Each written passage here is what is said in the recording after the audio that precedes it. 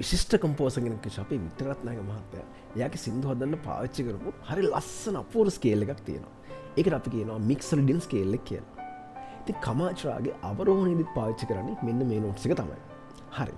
ඉතින් සිහිල් සුරංගනල්ලේ කියන සින්දුවට මෙන්න මේ ස්කේල් එක හරි අපූර්වවට පාවිච්චි කරලා තියෙනවා. මම මේ වීඩියෝ එක අවසානයේදී ඒ සින්දුවට ප්ලේ කරලා පෙන්නනවා. අපි දැන් බලමු මික්සොලිඩියන් ස්කේල් එකේ නෝට්ස් එක මොනවද කියලා. සිහිල් සුරංගනල්ලේ සින්දුවට පාවිච්චි කරලා තියෙන්නේ D මික්සොලිඩියන් ස්කේල් එක. මේක වෙනස තමයි D මේජර් ස්කේල් එකම තමයි 7th note එක ෆ්ලැට් වෙනවා. ඒ කියන්නේ C sharp C වෙනවා.